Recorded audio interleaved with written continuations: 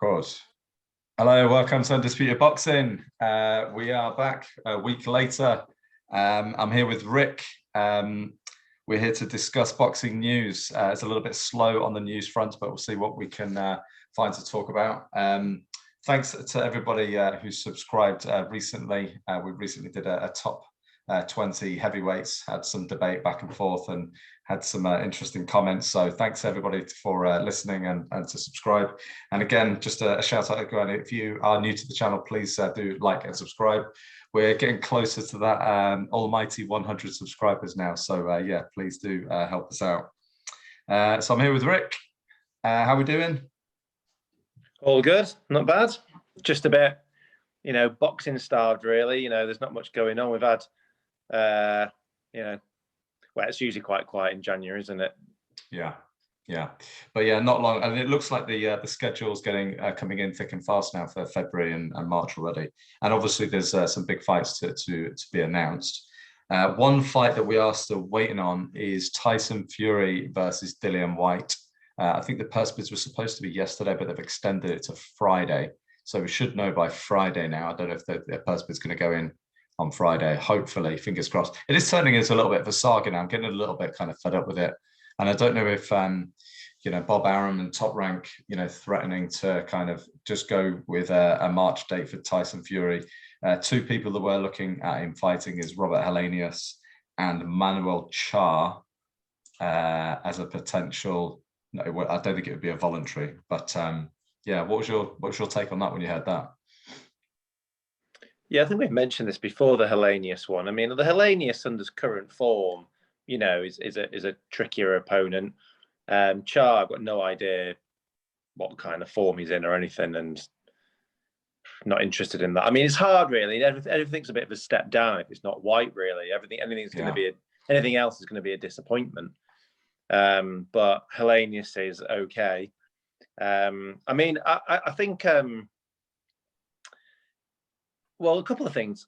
The recent video of Fury sparring Parker, he doesn't look in good shape. I mean, he never looks fantastic, but he looks like he's had a good Christmas.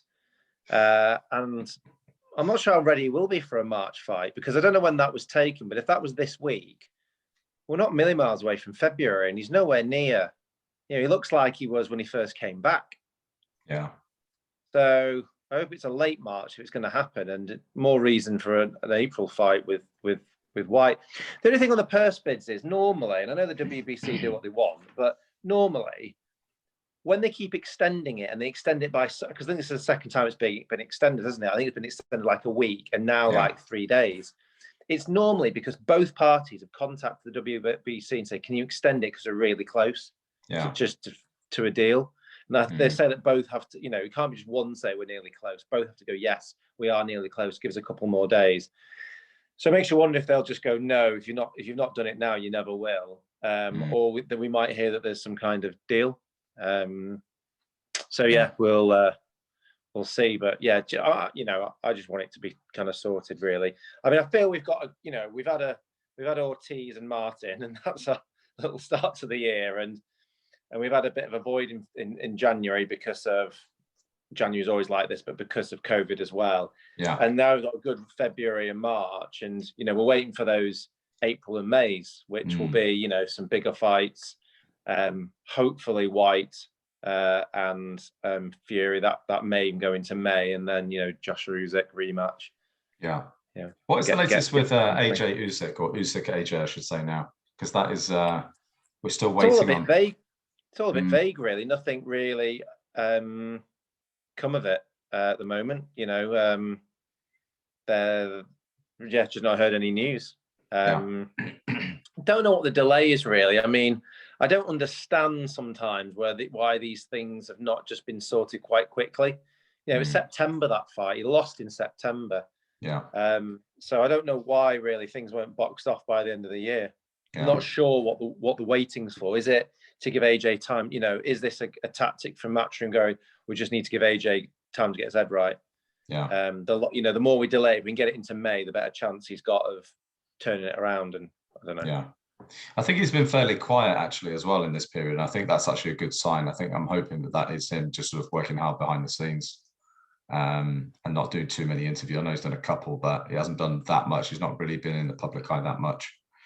Another heavyweight blockbuster for us anyway, is Filip Hrgovic was ordered to agree terms with Tony Yoka, and they've accepted initially. Obviously, they'll need to agree terms, but it looks like in principle that fight may be agreed next, which is something I would be buzzing for. I think Filip Hrgovic versus Tony Yoka is really interesting. What do you make of that fight? Yeah, I mean, I don't know what's happened with the Bacoli fight.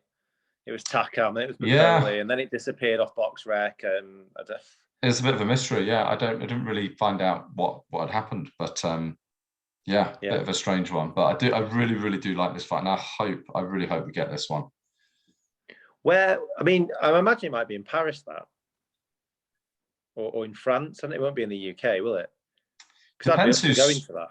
Yeah, I think I would be. I don't know. I don't know enough about it. I don't know if, because it's going to be Top Rank and the Sauerlands that'll be agreeing that fight. So I don't know. I don't know whether they would. I think he does well I think he does well in France, doesn't he, Yoko? I think he does. It's a strange one with Tony Yoka, because you would think, a gold medalist, he would have a better following, but I don't think he does. I don't think he's like selling out arenas or anything like that. I don't know if there's. I heard they find him a bit arrogant. Some of Yeah, I think there is. But to me, he has all the ingredients for a superstar. I know that his wife is also a boxer, so they're kind of like a celebrity Olympic couple. He's a good-looking guy. He's in good shape. He's a marketing kind of dream, really. He's linked up with Virgil Hunter, so he's got a really good training team behind him, obviously stateside. And yeah, I don't know. I mean, he's been into some, decent fights along the way. Obviously, I featured him in my top 20 pretty high, and I really do rate him. I think he is a lot more sort of fluid. I think he's the better boxer. I think he's a slightly better boxer than Filip Hrgovic. I would be backing him, but yeah, for some reason it just hasn't. His career, I don't know if his career hasn't quite taken off, or he doesn't quite have the following. But I don't know who is going to be. It all depends, I guess, who's putting their money in to the fight. Yeah. I mean, I know that Sauerlands and also Matchroom are going to be, they're heavily backing Filip Hrgovic, so I'd imagine they will probably own the show, and they'll be bringing Yoka in for the fight. I don't know. Yeah, but they'll want the best return. I mean, it'd be great if it's the O2, because one, it's near you, and two, I don't think there'll be huge demand, and we'll be able to get a ticket for. Well, with low demand, there should be like low prices. So I just don't think that's not being in London. Yeah, and I just don't see that as an O2 fight. Yeah, I don't even know if Yoka's fought in the UK before. I think all of his fights have been in France. Yeah, it probably won't be in London. It probably be in. I hope it is though for us.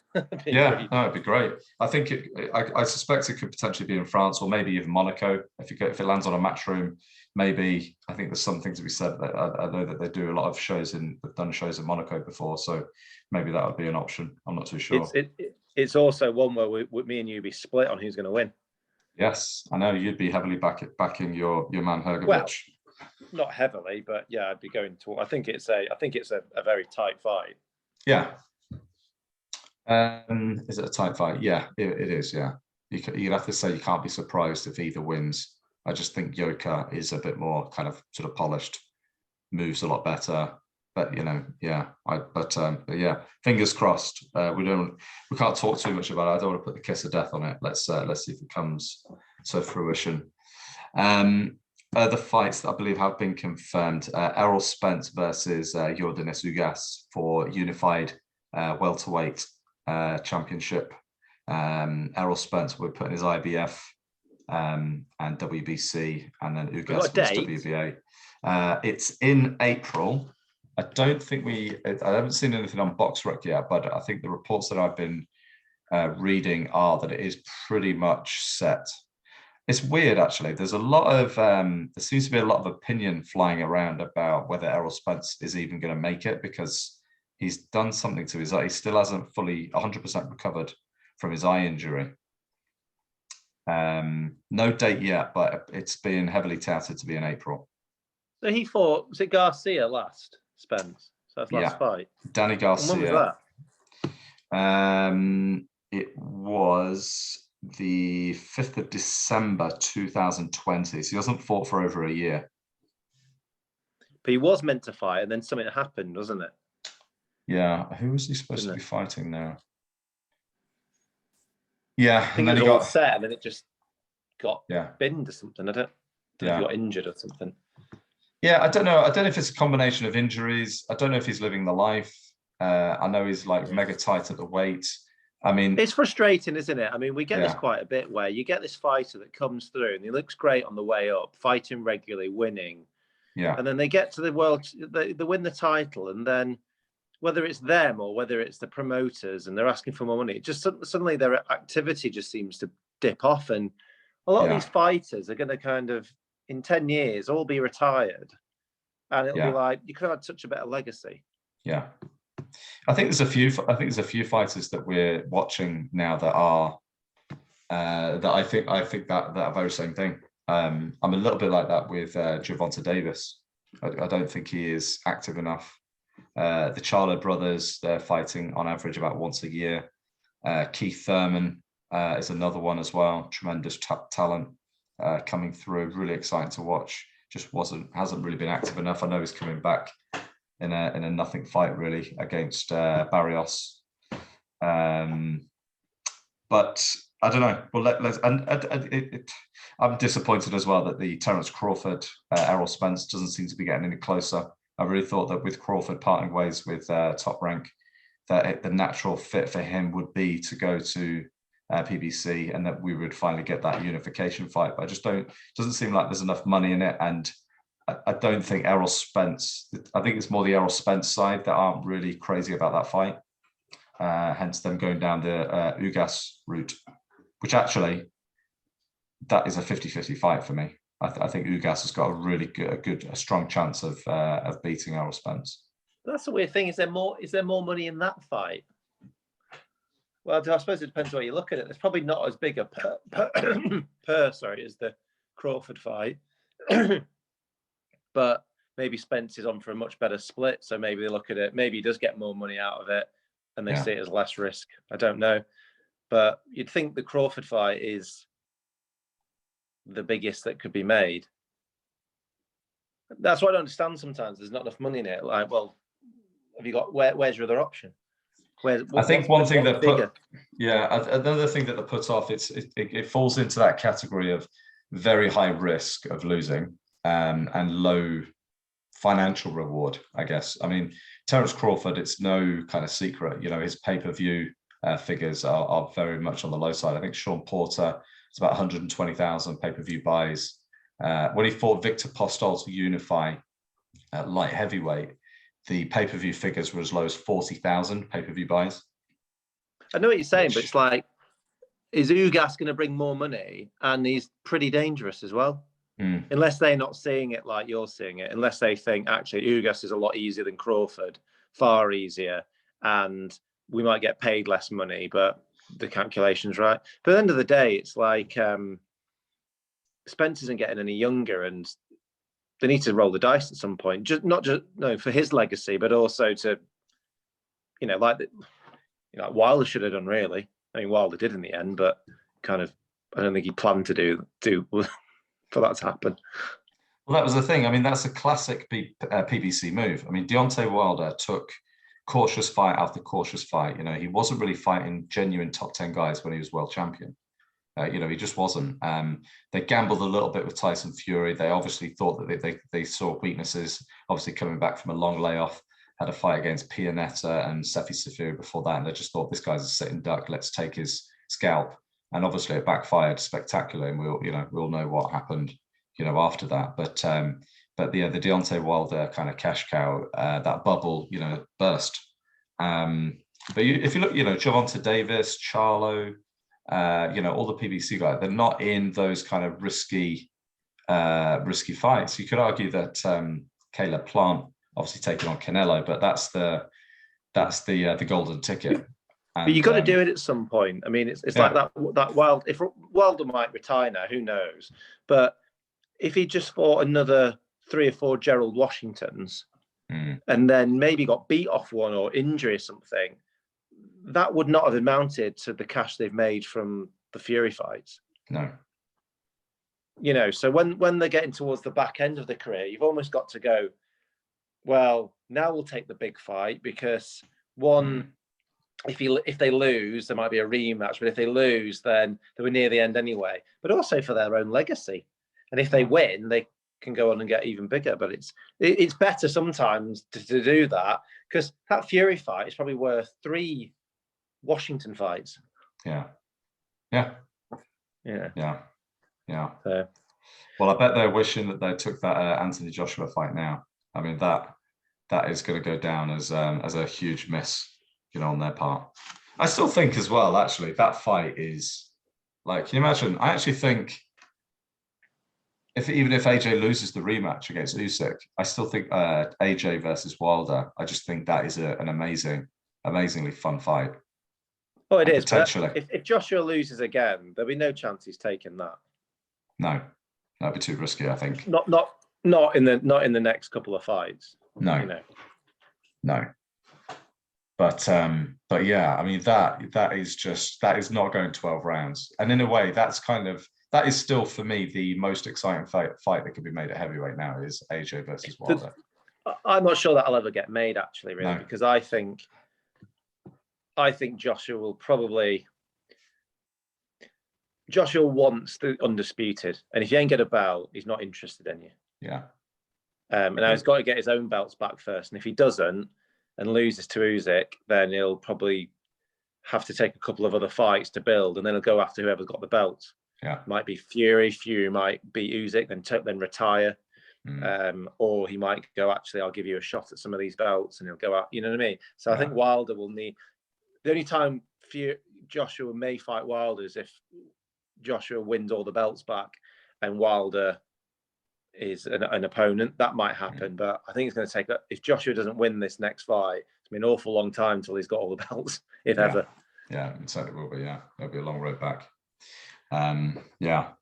Just going back to Crawford. I don't know if you've been hit. Well, you mentioned to me today the rumors that he's potentially going to sign with Floyd Mayweather, which will be quite an interesting move, because it feels like, I mean, when did Crawford split from? I mean, it's very well documented that he was going to be split from Top Rank. He wasn't going to renew in November, and he still feels, well, he hasn't really got anything yet, so he still feels, I don't know what's kind of going on with him, really. Well, he's also suing Top Rank now, isn't he? So that's getting a bit nasty. But it's not going to prohibit him from fighting or taking another contract. That's a separate. No. It's just I can't remember if we mentioned that in the last news that we did. I don't know if it broke at that point, but he's obviously suing them for 10 million and using the R word as a reason. Yeah. Which I don't know if he's got proof on all that. I don't know. Yeah, other news. Not heard. I suppose we'll get a Ben announcement soon. I think they're eyeing him up fighting in March. I've heard. I can't remember now, but I did hear a couple of names floating about. Conor Ben. Yeah. Yeah, they're looking at Robert Guerrero and Maurice Hooker next, if they can't get Adrian Broner. Adrian Broner, again, another wasted talent. I think it looks like he's going to go on a fight-by-fight deal with Matchroom. I think they'll be looking to give him a run out in March, April time, which will be quite interesting. I think he still fancies himself at 140. Yeah. From what Hearn was saying. But yeah, that'll be another good one, depending on where Ben fights. I went to his last one, so I'll be up for doing a few Ben fights. Yeah. Before he gets really popular, I get priced out. So I think the next prediction video is going to be Eubank versus Liam Williams. That's now scheduled for 5th of Feb. So I think that's going to be the next big one. And then I think we've got a pretty good run of shows all the way into April. Josh Warrington versus Kiko Martinez, one that sticks out. Daniel Jacobs against John Ryder. I think that's a really interesting fight. Fair play to Jacobs coming over. Yeah. Yeah. You know. And then Liam Smith versus Jesse Vargas at light middleweight. I think that's again a really interesting fight. That got moved, didn't it? I think that's got moved. Yeah, because I think that was supposed to be coming up soon. So yeah, a quick one for you, just out of interest. Who would you be backing out of Josh Warrington and Kiko Martinez? Have you asked me this? No, I haven't asked you this yet. No, because it's only just been announced. Yeah, Warrington. Would you? Yeah. Yeah. I mean, not like mega confident, but relatively confident. I think